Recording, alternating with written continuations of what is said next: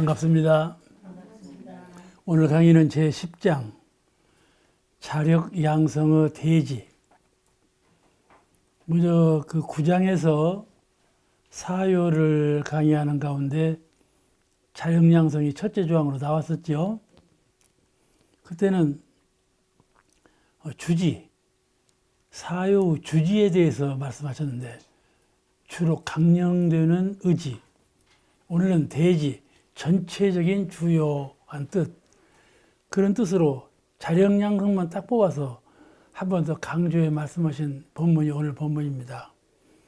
전 시간하고 내용이 좀 중복되고 또 아무래도 세밀한 강의가 되다 보니까는 조금 어렵게 말하기도 어렵고 듣기도 어렵고 그러지 않나 싶어요. 그런데 자력양성은 특히 불교계, 불가에서 매우 중요하게 하는 조항입니다.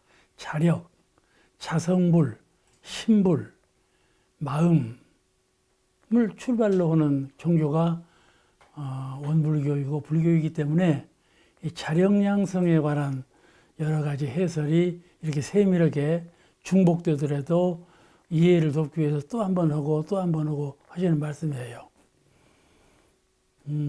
같은 말이더라도 얼굴을 바꿔서 들으면 좀 참신하지 않아요? 또 이제 같은 사람이라도 옷을 바꿔 입으면 좀 달라 보이지 않아? 그러니까 이모로 두들기고 저모로 두들기고 하면서 이해를 돕는 거니까 중복된다고 해서 그냥 가볍게 지내면 안 돼요. 중복될 만한 이유가 있어서 중복해서 설명하시는 거니까는 오늘 강의가 조금 어렵더라도 잘 청강해 주시기 바랍니다. 먼저 한번 읽으시겠습니다. 제10장 10. 자력양성의 대지를 해설하시기를 먼저 생활 방면에 자력을 본위하여 사람으로서 면할 수 없는 의무와 책임을 같이 지키자는 것이요. 정신 방면에 있어서도 자력신앙을 근본하여 모든 신앙을 자기가 주인이 되어 믿지 않는 것이며 모든 공부를 자기가 주인이 되어 수행하자는 것이며 모든 사업을 자기가 주인이 되어 정성을 바쳐서 모든 일에 자력 병진하되 자력을 근본으로 실행하자는 것이니라. 여기에 자기가 주인이 되어를 그 네 가지 항목에 전부 똑같이 말씀을 하셨어요. 자기가 주인이 되어. 무슨 공부를 하든지 무슨 사업을 하든지 무엇을 하든지 간에 항상 그 일에 자기가 주인이 되어서 해라. 이것이 자력양성의 기초적인 방향이다. 그런 내용이죠. 자기가 주인이 되라.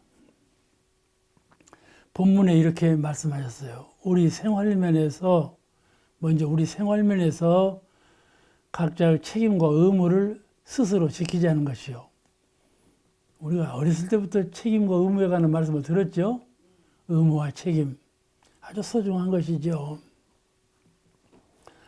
우리는 이미 사은의 은혜에 대해서 배울 때 사은께서 우리에게 이미 은혜를 주셨다. 그걸 배웠죠. 내가 사은전에 보은을 한다는 것보다도 천지에게 보은하고 부모에 보은하고 도모법률전에 보은하는 거, 이것이 안으로부터 밖으로 자생적으로 보은하는 거 이게 아니고 먼저 밖으로부터 안으로 파뒀다. 사은께서 우리에게 먼저 은혜를 주셨다. 그러니까 우리가 은혜를 베풀고 은혜를 보은하는 것은 의무다 그 말씀이죠. 의무다. 우리는 대한민국 국민이 되었으니까 국민의 의무를 지켜야 한다 하는 말하고 같아요. 이미 우리는 사은으로부터 은혜를 입었다. 그걸 전제로 오는 거예요. 그래서 보은을 하는 것은 의무적인 것이다. 이 의무적인 것이 가장 정의인 거예요. 정의. 정의라는 것은 의무적으로 하는 데에 정의가 있어요. 그런데 이미 사은께서 베푸시는 정신적 은혜와 물질적 은혜로 살고 있어. 물질적 은혜만 입은 것이 아니라 정신적 은혜도 입었다. 정신적 은혜와 물질적 은혜를 양방에서 이미 입고 있어. 이것을 알면 곧 정신적 은혜에 대해서는 공부로, 물질적 은혜에 대해서는 사업으로 사원께 보호는 의무가 천부역으로 있다는 것을 우리가 먼저 깨치고 믿어야 되겠다. 그런 말씀을 먼저 드립니다. 또 책임이란 뭐냐? 의무라는 건 그런 건데 의무와 책임을 다하라 그랬으니까 그 책임이라는 건 뭐냐 하면은 내가 세상에 태어나서 심신간에 생각으로 행동으로 생활로 지은 바가 있다. 사람을 향해서 지은 바가 있고 그 주변에 대해서 지은 바가 있죠. 지은 바. 무엇이든지 작업을 했어. 정신 작업, 육신 작업, 활동 작업을 통해서 작업을 통해서 지은 바가 있다. 그 말씀이요. 업을 지었어. 그 업에 대해서는 누가 책임져야겠어요? 본인이 책임져야 되지 않겠습니까? 그러므로 사원께서 주신 은혜에 대해서는 의무적으로 보훈할 마땅한 의무가 우리에게 있는 것이고 또 자기가 심신작용을 통해서 이미 세상에 베푼 것에 대해서는 자기가 책임을 져야 되지 않겠는가 그이죠. 그죠? 의무와 책임을 성실하게 다하라. 이건 항상 많이 들은 말이라 신통치 않을 거예요. 그래서 의무와 책임을 다하는 건 참 어려운 일이죠. 그런데 현 사회의 시민들은 시민들이 아니라 서민들은 부모로서 자녀에게 또 자녀로서 부모에게 부모로서 자녀에게 자녀로서 부모에게 각자 주어진 여건 속에서 책임과 의무가 너무 과중해요. 부모가 자녀를 키우고 양육할 때에도 그 책임과 의무가 너무 과중한 편이고 또 자녀가 부모를 봉양할 때에도 그 책임과 의무가 조금 서민으로서는 과중한 편에 속한다. 그런 현실이에요. 제가 퇴임한 후로 저기 부산 울산 교구 이흥진 교무하고 제주를 간 일이 있었어요. 제주를 갔는데 그 사진을 같이 찍어요. 늘 옛날부터 같이 가자 그래서 갔는데 석양이 됐어. 그런데 해는 차 지나가는데 저 가는데 그때 마침 한 노인이 해녀예요. 그런데 이 아스팔트 길로 굉장히 큰 짐을 등에 지고 허리는 구부정해갖고 땅만 보면서 걸어가는 거야. 그분이 저기서 오는데 보니까 우리 앞을 지나가게 됐어. 내가 저 올 때부터 가만히 보니까 참 심상찮아. 마음에 그냥 뭐가 무겁게 가라앉아. 저렇게 수고롭게 일하는 사람도 있구나. 그런 감상을 놓고 보는데 바짝 오니까 그 짐에서 바닷물이 아직도 떨어져 갖고 발로 쭉 타고 내려서 발바닥까지 해갖고 물발자국이 딱딱딱딱 남는 거야. 걸어가는 대로. 참 수고롭게 보이더만. 그리고 무릎은 이 마른 목걸이요. 딱 굽어가지고 새발 같은 무릎이 딱 굽어서 얼마나 무거운지 뭘 평소에 졌길래 저렇게 마른 목걸이 되었을까. 그래서 바짝 가서 물어봤어. 할머니 보고. 할머니요. 노해녀예요. 할머니, 누구를 위해서 이렇게 수고롭게 일하십니까? 그런 거야. 살라고. 그리고 하는 말이 아직도 지금 아들이 학교에 다녀. 그러더라고. 그러니 부모가 자녀에 대한 의무와 책임이 참 과중한 시대에 살고 있다. 제가 그 이흥진 교무하고 또 중국도 한번 갔어. 태산을 갔는데 태산 그 봉우리 조금 내려와서 이제 휴게소가 있어요. 잠자고 이제 거기서 이제 일출을 보러 가는 휴게소가 있는데 나는 너무나 되어서 그냥 자버렸어. 태양이 떠오르든지 말든지 잠을 했는데 그때 보니까 이 큰 작대기라고 그러죠. 막대기에다 양쪽에다가 어마어마한 짐을 지고는 이 등에 이렇게 메고 가는 거야. 그 짐꾼이 지금도 그 해녀하고 똑같아. 무릎이 마른 목골로 되고 땀을 그냥 흘리면서 닦으면서 그 짐을 가지고 아래로 내려가더라고.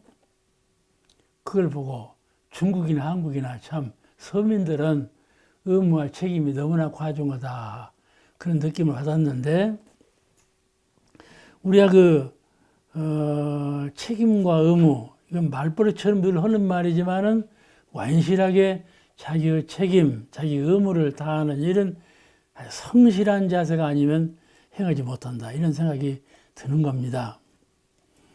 이 물질 문명의 여파, 과학 문명의 발전의 세가 우리에게 과중한 의무와 책임을 짐으로 주고 있어요. 짐을 더 져라.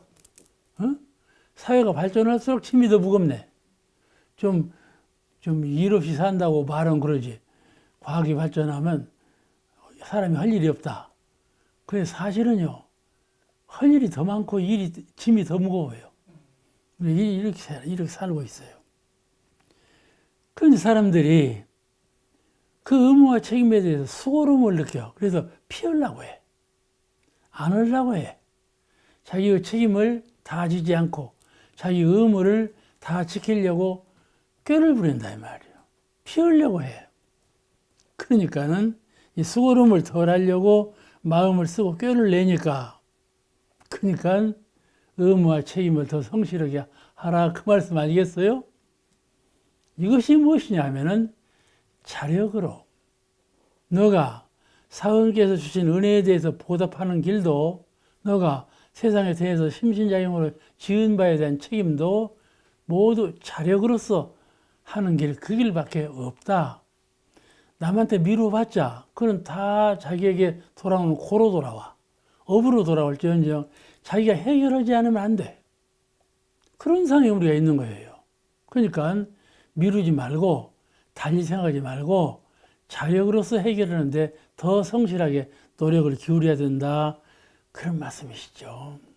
피하려고 하면 안 된다. 그런 거예요. 만약에 내가 피한다면 그것이 부모에게 자녀에게 그 짐이 돌아가는 것이죠. 수고로움이 돌아가는 거죠. 고가 돌아가는 것이죠. 또 우리는 신앙면에서 신앙인에게 주어진 의무와 책임이 있잖아요. 그죠? 신앙인에게 주어진 의무와 책임이 뭐예요? 우리 원불교 교도는 뭐라고 그래요? 사정의무라고 그래요. 사정의무. 사정의무가 있단 말이에요. 누가 시키기 전에 스스로 잘 알아서 자력으로 하자. 사정의무를 자꾸 누가 권장 왜 안 하냐고 권장하기 전에 스스로 잘 자각해서 스스로 지혜와 능력으로 그걸 해나가자 그런 말. 자, 조석심고 의무. 조석심고. 꼭 조석으로 안 해도 괜찮아요. 응? 심고를 꼭 조석으로 안 해도 괜찮아. 심고를 늘 모시자는 것이죠. 일을 따라서 심고를 모셔도 되고 조석으로 신혼경례 같이 새벽에 부처님께 경례하고 석양에 부처님께 예를 올리는 조석 예를 올리는 그런 신혼경례 같은 조석심고를 모시는 것이 당연한 의무인데 그렇게 못할 때에는 일을 당했을 때 홀로 있을 때 내가 마음을 좀 정신을 차릴 때 내가 이렇게 해서는 안 되겠다 하는 분각심을 낼 때 그때 심고를 모시면 훨씬 더 효과가 있습니다. 심고도 의무적으로 모시는 심고는 별로 의미가 없어요. 별로. 이건 의무에 속한 것이죠. 조석심고는 의무에 속한 것이지만은 속에 우러나와야 하는 거예요. 내가 기도를 해야 되겠구나. 심고를 모셔야 되겠구나. 타력을 빌어야 되겠구나. 그런 마음이 날 때 자기가 자기 수행에 대해서 자책감을 갖고 더 분발하고자 하는 마음이 날 때 또는 내가 더 많은, 더 강한, 더 밝은 사은의 은혜를 갚이하고자 할 때, 그런 생각이 용사슴 칠 때 기도와 신고 모시는 것이 훨씬 더 효과를 내는 거예요. 의무적으로, 형식적으로 하는 것보다는 그렇게 되면 마음 가운데 신고 위력이 거룩하고 장한 것이구나. 그런 느낌이 솟아나죠. 더 거기에 대한 강인한 원력을 갖게 돼요.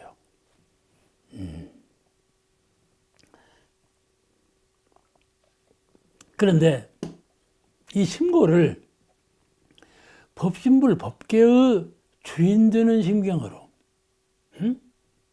내가 법계의 주인이다. 이 현실적인 사바세계라는 말은 좀 의미가 잘 못된 표현이에요. 이 현실적인 세계에 국한하지 아니하고 한 차원 딱 벗어난 법계. 법계는 다른 세계가 아니에요. 이 세계가 법계예요. 내가 법으로 마음을 바꾸면 세계가 법계가 되고, 내가 사심으로 끓이면 세계는 속된 세계가 되는 것이죠. 그뿐이지 세계가 둘은 아닌 거예요. 그러니까 법계는 진리계를 말하는데, 그 법계의 주인이 되자. 우리가 늘 새 세상의 주인되요, 그 말하죠. 새 세상의 주인되요, 이 말씀이거든. 주인 되는 심경으로, 그게 자력이거든요. 주인 되는 심경을 갖는 것은 자력이에요. 바로 이런 자력을 자꾸 양성해야 주인 되는 심경으로 살 수가 있어요. 자력을 양성하고자 하는 그 마음이 자꾸 죽어가면 주인 심경이 나들 안 해. 마음이 자꾸 커지고 밝아져서 주인의 심경으로 솟아올라야 되는데, 자력 양성, 그래 자력 양성이 중요한 거예요. 자력을 키우자. 사람들은 태어날 때 자력은 몰라요. 전혀 태어날 때는 자력을 몰라요. 순전히 타력만 알아요. 도와주세요. 왜 우는 거야? 첫째 우는 것이 뭐 울까지. 도와주세요. 추우니까 덮어주세요. 배고프니까 젖을 주세요. 타력에 의존하는 마음으로만 태어났단 말이에요. 이게 차차 철이 들면 이게 아니로구나. 타력으로 출발하는 것이 인생이 아니고 자력으로 원래 출발하는 것이 인생이었구나, 이것을 깼죠. 이것이 불교가 가르치는 거예요. 일체유심조, 너 마음 정하는 데 따라서, 너 마음 행하는 데 따라서 모든 것이 정해진다. 이걸 가르치는 거예요. 그렇지 않아요? 그러니까 지금 새 마음을 가지면 새 세계가 열리는 거야. 묵은 것 생각할 것이 없어요. 내가 무엇을 과거에 지었나 생각하고 염려할 것이 없어. 지금 딱 단절시켜버리는 거예요. 그게 새 마음, 새 세계가 열리는 거 아니냐. 그게 일체유심조 진정한 진리예요. 일체유심조, 네가 생각하는 데 따라서 세계가 바뀌고, 네가 생각하는 데 따라서 네 인격이 바뀌고 인생이 바뀐다. 이 철학으로 산다면 전에 지은 것을 무서워할 것이 없다, 그 말이에요. 무서워할 것이 없다. 태종사님 자녀가 산업부에 가는데 쥐가 지나가니까 딱 쳤는데 쥐가 죽어버렸어. 그러니까 얽힐 줄을 몰라. 염려하지 마라, 태종사님께서. 그 태종이 보신 거야. 걱정하지 마라. 새 마음. 거기에 사람이 억눌리면 억눌리는 인생 되는 거야. 아시겠죠? 마음을 딱 새로 잡는 마음. 이 새 마음. 그러면 새 세계가 열리는 것이죠. 이것이 매우 중요한 철학입니다. 내가 이번에 병을 아파보니까 죽을 지경이더라고. 그냥 한 달 보름을 더 아프니까. 이제 두 분이 기도를 해요. 법복을 딱 입고 법당에서 정주하고 기도를 해. 정주하고 기도를 해요. 그러더니 그 두 분이 나한테 깨끗한 두루마기를 갖다 주워서 입히는 거야. 그 꿈을 깼어. 꿈을 깨니까 이 두루마기가 내가 이제 천사가 되어서 죽는다는 두루마기인가? 이 두루마기가 무슨 뜻의 두루마기냐? 내가 한번 연마해 보니까 그 두 분 기도를 모시는 분이 내 남동생, 여동생이더라니까. 그 남동생, 여동생 덕으로 내가 이번에 깨어났다니까. 활동하게 됐잖아. 꿈이 그렇더라니까. 그러니까 세상 일이라는 것은 생각 차이요. 생각 차이요. 그러니까 우리가 전업을 생각해서 억눌릴 것이 없어요. 마음이라는 것은 지금 이 마음이, 지금 이 생각하는 이 정신, 이 영혼이 그렇게 어둡고 작고 약하고 그런 것이 아니에요. 확연히 열리고 크게 밝고 위력을 함장하고 그런 영혼이다 이 말이에요. 그런 영혼으로 새 생각을 갖는데 어찌 그 앞에 무슨 마장이 있겠어요. 이게 탁 열어야 돼. 극락세계라는 것은 그렇게 오래 가지 않아. 한 생각 탁 여는데 그 자리에 있어. 그럼 우리가 늘 이렇게 해서 일신 우일신 늘 새로운 마음으로 이렇게 개척해 가는 것이 우리 인생이라.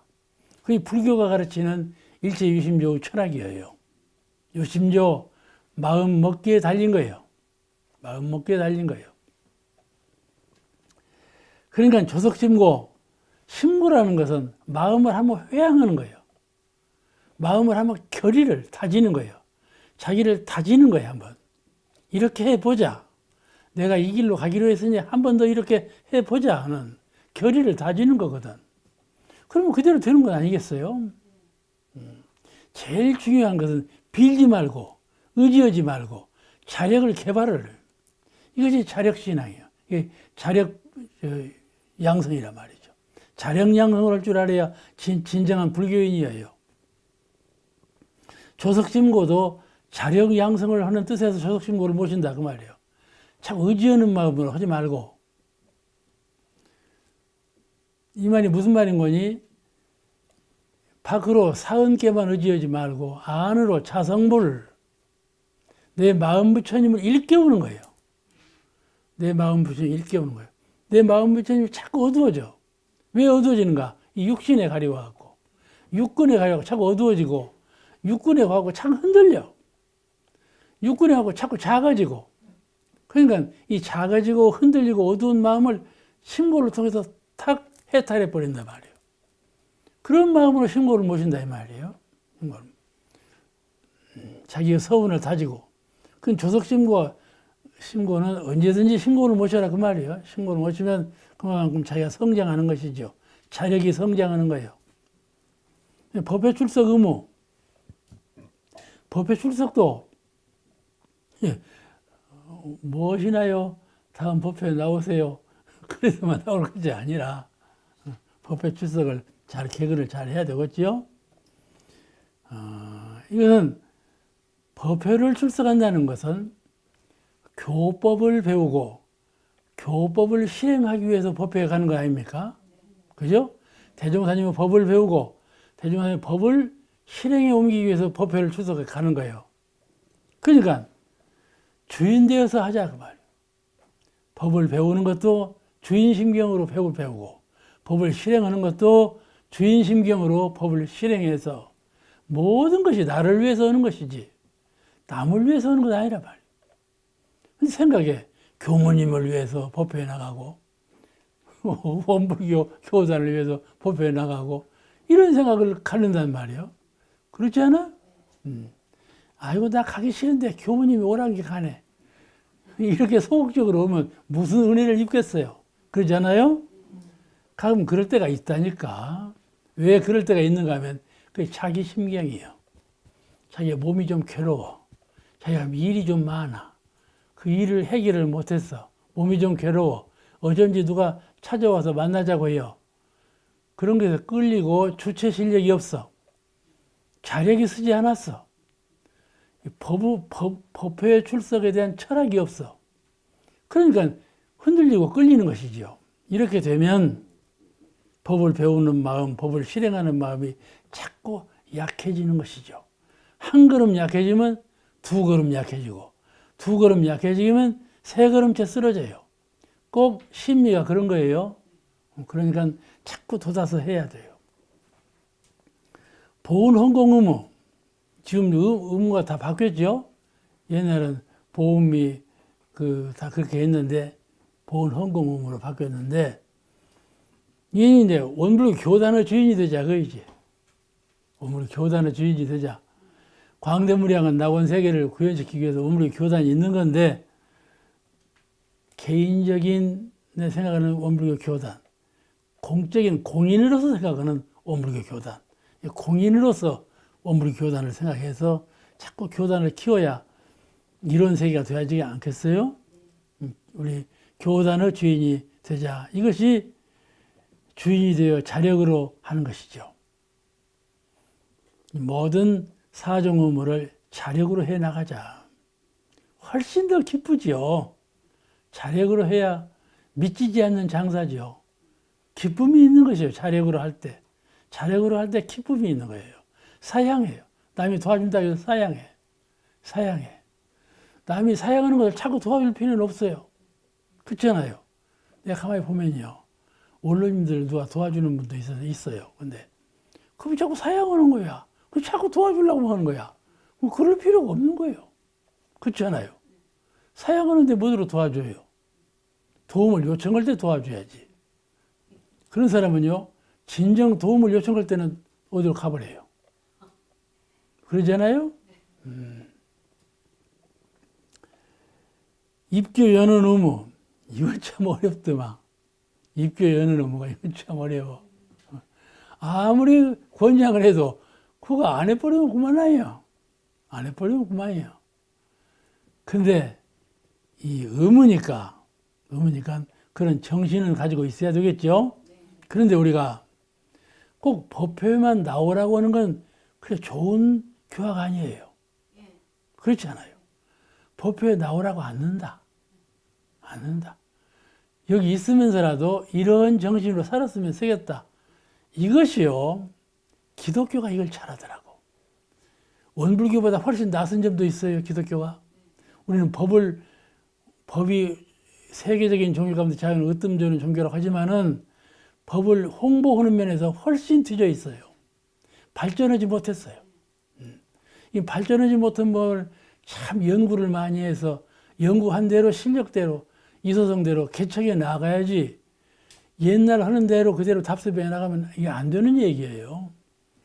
참 작은 일일지라도 남이 하는 거 잘하지는 본받고 내가 할 일을 더 개척하고 이렇게 해서 자꾸 일깨워 나가야 교화가 성장하지 개인적으로나 단체적으로나 교단적으로나 다 마찬가지죠. 이 입교 연원 의무는 안 된다 하지 말고 자꾸 되는 방향으로 노력해 가야 할 겁니다. 입교는요, 제가 교학에 늘 저는 교학에만 있었으니까 잘 아는데, 입교 잘 시키는 분은요, 자력 같은 자력이 있어요. 가만히 보면 그분은 말도 별로 못해요. 말도 별로 못하는 분이 어떻게 입교를 잘 시키는가 모르는데, 가만히 보면 딱 그분이 가서 말하면 딱 붙어버려. 견인력이 있어요. 그러니까 그 속에 갈라지는 신념이에요. 입으로 말하는 것이 아니라 정신으로 말하는 거예요, 그분이. 그러니까 거기 끌리는 거예요. 실행으로 말하고. 그러니까 따라오죠. 난 그런 걸 보고 놀랐는데, 입교 연원 의무에 대해서 무슨 말인가, 중생제도, 중생을 제도하는데 주인 정신으로 하자. 주인이 되어서 하자 하는 건데, 중생이 어디 있어요? 다 중생이죠. 중생 아닌 아닌 사람이 없어요. 이게 누구든지 다 거기에 앉혀놓고 꼭 교당에 나오라고 하는 것이 아니라 교법을 전하는 것이죠. 어떻게 전하나? 당신은 이런 환경에서 어떻게 생각을 하고 생활을 하십니까? 묻는 거예요. 그냥 있으면 대화가 안 돼. 당신은 어떻게 합니까? 묻는 거예요. 그러면 잘못하고 있는 것이 확 드러나. 그럴 때 말해주는 거예요. 말해줘. 제가 광주 교구장으로 있을 때 산청 교무님이 교도 4분을 데리고 오셨어. 지금 이제 다른 교단 교무로 가셨는데 그 교무님 설명이 그래요. 이분은 총 쏘는 사람. 이분은 몰입꾼, 몰아오는 사람. 네 사람을 다 소개를 해요. 그런데 역할이 다 달라. 몰입꾼, 처우수가 다 달라. 근데 이게 한 팀이래. 그래서 교학을 이렇게 잘한다고 저한테 소개를 해요. 그러듯이 이 중생제도라는 것은 누가 따로 있잖아요. 그분이 말이 그래요. 몰입꾼이 하는 말이 그 말이요. 기독교인을 만난대. 좋았다. 기독교에서는 기도를 어떻게 합니까? 물어. 그럼 기독교 기도법하고 원불교 기도법하고 차이가 나. 그럼 우리 원불교는 이렇게 합니다. 이 말을 하는 거야. 그냥 기독교 안 믿는 사람은, 다른 불교 믿는 사람은 불교 믿으시면 이걸 어떻게 합니까? 선을 어떻게 합니까? 묻는다든지 물을 것 아니에요? 그럼 어떻게 합니다?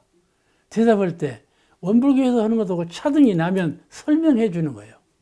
그게 교화예요. 꼭 저 사람을 원불교 나오세요 할 것이 없다 그 말이에요. 그걸 못 하겠어요? 할 수 있는 일이잖아요.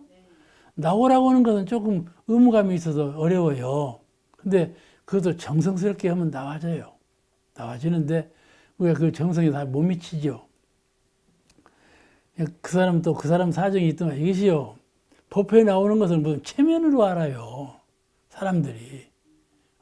자기 얼굴로 안다니까요. 내가 그 원불교 교단에 가서 얼굴이 슬란가? 이런 생각을 한다니까. 하고 얼굴이 안 섞여 있으면 아예 안 나와버려. 그러니까 교화가 잘 안 되더라니까. 사람은 다 어디든지 참여하려면요. 얼굴값을 하려고 그래요. 얼굴값을 못 하게 해서 안 나가버려. 그러니까 그런 것을 그 심리를 잘 알아서 교화를 잘해야 돼. 그냥 무턱대고 교당에 왜 안 나오냐. 이런 식으로 오면 욱박질러갖고 더 안 나와버려. 그러니까 좀 효율적으로 잘해야 되지 않겠어요? 좀 지혜를 동원해야 돼. 그리고 좋아하는 것부터, 떡을 좋아하면 떡부터 갖다 줘야 한다니까. 그렇지 않아요? 술을 좋아하면요. 술 먹지 마라 했지만 술부터 갖다 줘야 돼. 그래야 교화가 된다니까요. 그런 식으로 접근하는 거예요. 접근법이요. 그래서 접근을 해가지고 잼에 놔야지 들어오지. 접근도 안 하면서 어떻게 되겠어요? 이 입교 연원 의무 이것을 중생제도 차원에서 주인 되는 정신으로 해나가자. 그런 말씀이에요. 정산정보사 참 말씀을 참 아주 훌륭한 말씀을 하신 거예요. 이런 말씀을 누가 했겠어요? 정산정사님이 아니면 하실 분이 없어요. 이 자령양성조항에서 이렇게 세밀하게 이렇게 철저하게 말씀하셨을까? 아주 철학이 농축된 그런 법문이에요. 제가 장수교당 교무 시절에 공타원님하고 용타원님하고 두 어른을 초청을 해서 교리 강습을 했어요. 3일간. 공타원님은 말씀이 참 유창해요. 용타원님은 또 막 유통적이고 두 분이 다 언설로서는 그냥 1인자죠. 두 1인자를 모셔다가 교리 강습을 하는데 나중에 해보면 그럴 일이 아니더만. 용타원님 모시면 용타원님을 모시고 공타원님을 모셔야 하는데 두 어른을 같이 모시니까 그 좀 부작용이 좀 있더라고. 그런데 가만히 보자. 공타원님은 참 열변을 해요. 말씀 한마디 한마디가 힘이 있어. 그런데 끝나고 나면 소창도 가고 그러거든요. 안 가요. 공사원님은 딱 당신 방에 앉아서 메모해요. 당신 그 설교안을 놓고 수정하고 보완하고 수정하고 보완하고. 내가 말할 때 이 말을 했는데 이 말에서 대중 이 감흥이 어땠냐? 그걸 보고 수정하는 거야. 그러니까 원불교에서 설교를 제일 잘하는 분이 됐죠. 응? 그러지 않아요? 근데 공사원님 법문에 이런 말씀이 나와. 자력진학에 대해서 하는 말씀인데 여러분이 신심을 가지고 법당에 나오시는데 그 신심에는 여러 가지 종류의 신심이 있다. 7가지를 설을 해요. 하루살이 신심. 하루만 나오고 안 나와. 냄비심심. 교무님이 공들이면 빨빨 끓으면서 나오고 공을 조금 안 들이면 팍 식어버리고, 냄비는 얇아갖고 공 들이면 나오고 공 안 들이면 안 나오고, 냄비 심심, 하루살이 심심, 또 마라리아 심심. 마라리아는 하루살이 심심, 하루만 나오고 안 나오는 사람이, 마라리아는 하루 나오고 하루 안 나오고 또 하루 나오고 하루 안 나오고 마라리아 병이 됐다.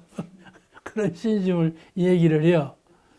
그래서 7가지나 말을 해요. 이게 박장대소로 웃었는데, 제일 좋은 심심을 물레방아 이거는 저절로 흐르는 물에 저절로 누가 시키지 않고 저절로 돌아가.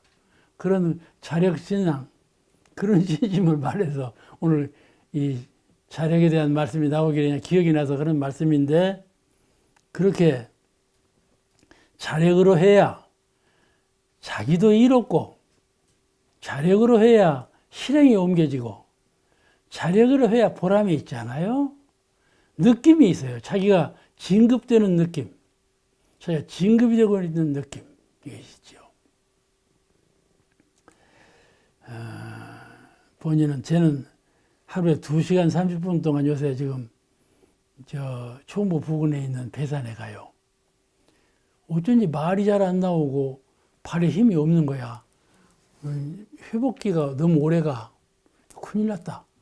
뭘 먹어야 될 큰가 하다가, 그러지 않다 싶으면 이제 동생 보고, 나는 매일 배산에 가서 2시간 반 동안 걸으려니까 나오고 싶은 날 나오고 안 나오고 싶으면 나오지 마라. 그랬더니 동생도 매일 나오려고 그래요. 그래서 이제 매일 나가, 이제. 나 이제 배산은 참 좋더만. 쉬는 코스가 다 있어갖고 쉬었다 가다 하니까는 참 좋은데, 미륵산이 딱 보이는 쉼터가 하나 있어. 응? 배산 가면 거기서 딱 쉬고 있는데 비행기가 날아가.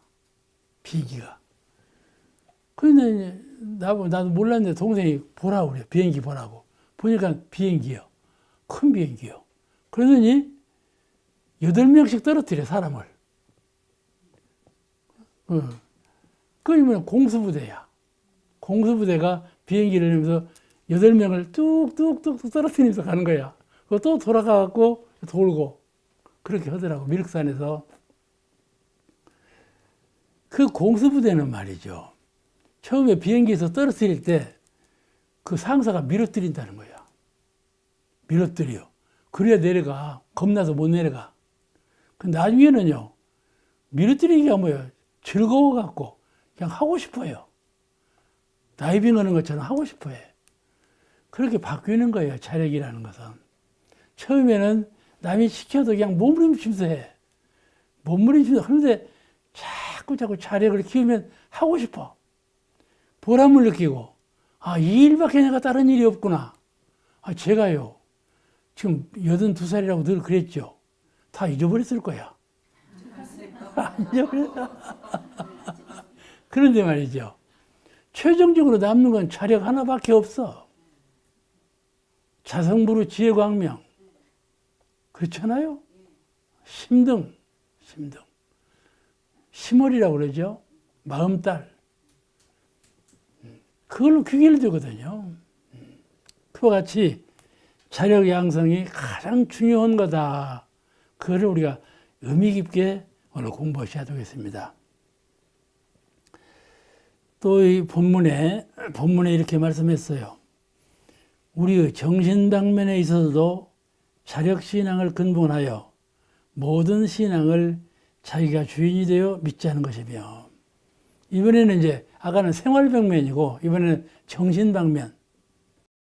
정신 방면에서도 자력 신앙을 근본해 가지고 모든 신앙을 자기가 주인이 되어 하자. 그 말씀인데, 여기서 자력신앙을 근본한다는 말씀, 4가지 사항이 전부 자력신앙을 근본하여, 그 말이 나와요. 자력신앙을 근본하여. 아니, 자기가 주인이 되어, 이 말, 자기가 주인이 되어 믿자는 것이며. 그런데 여기 이 본문에 먼저 자력신앙을 근본하여 이런 말이 나와요. 자력신앙을 근본하여. 그 다음에 자기가 주인이 되어 이랬는데 그 자력신앙이 근본이 되다는 말이 무슨 말인가? 자력신앙이라는 말은 여러분 늘 들어오신 말이지만은 마음이 곧 부처요. 늘 들어오던 말이죠? 심즉 불. 마음이 곧 부처요. 성품이 곧 법인 바. 성품이 곧 법이라. 그 말씀. 마음이 곧 부처요. 성품이 곧 법이라. 그 말씀. 그걸 믿는 것. 우리가 법을 신봉하는데 법은 글이라. 말이고. 글과 말에 법이 있지 아니하고 내 성품에 법이 있다. 진정한 법은 그 말이고. 부처님이 밖에 계시는 것이 부처님이 아니고 바로 생각하는 마음, 네 마음이 곧 부처님이시다. 이걸 믿는 거.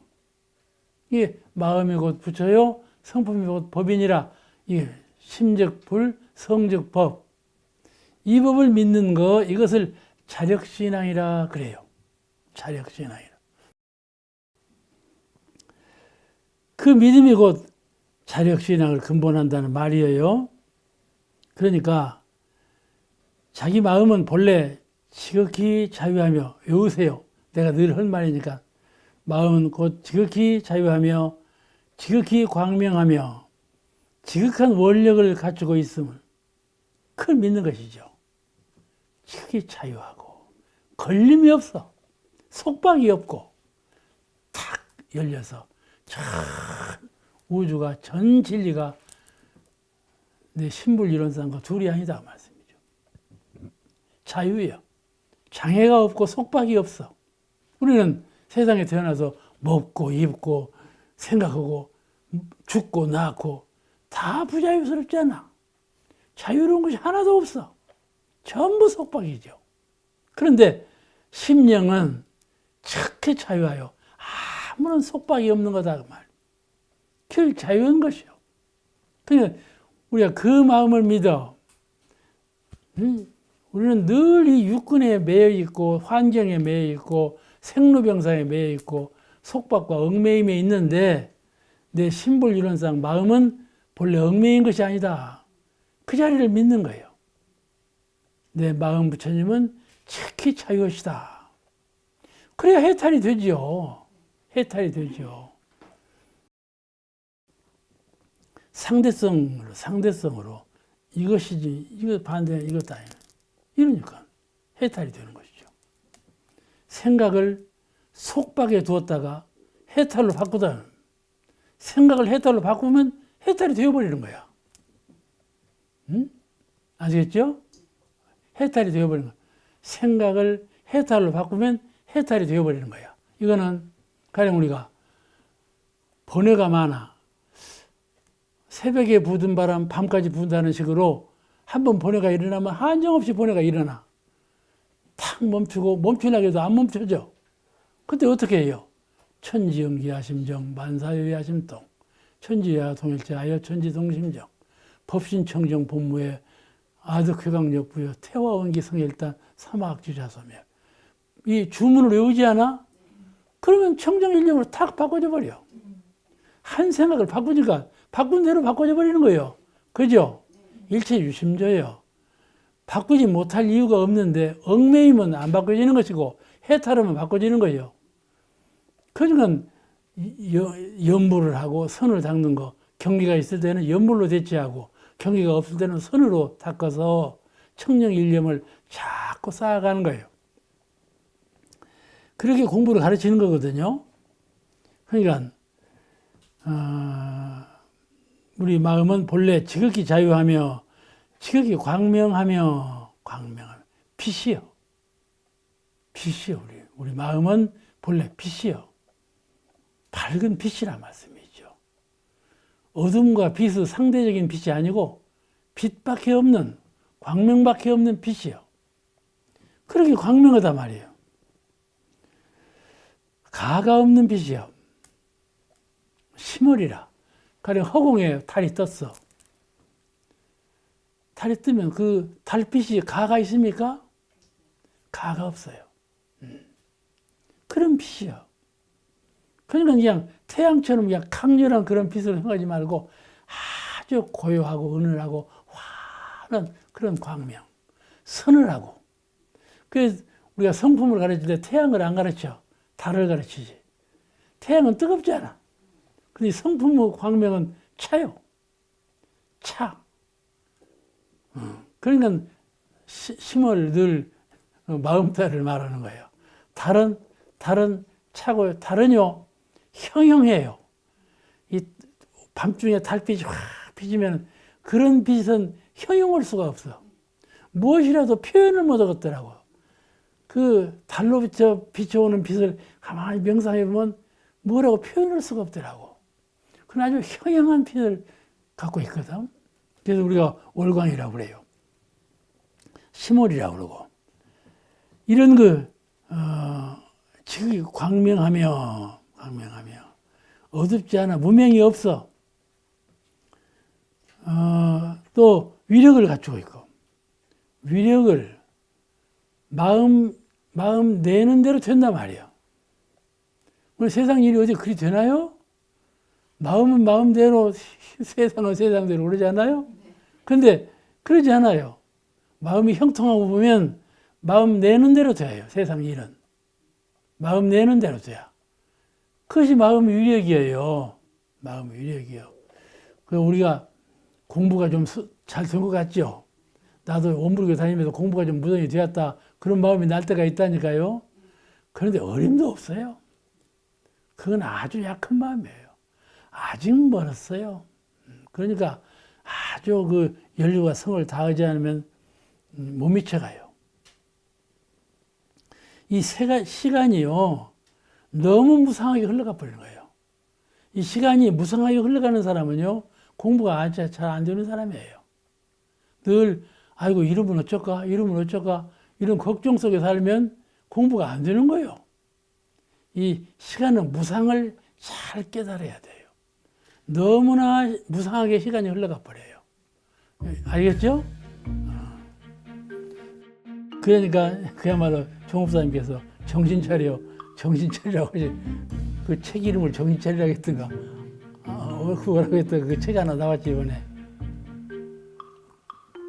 그런 말씀이 간단한 말씀이 아니에요.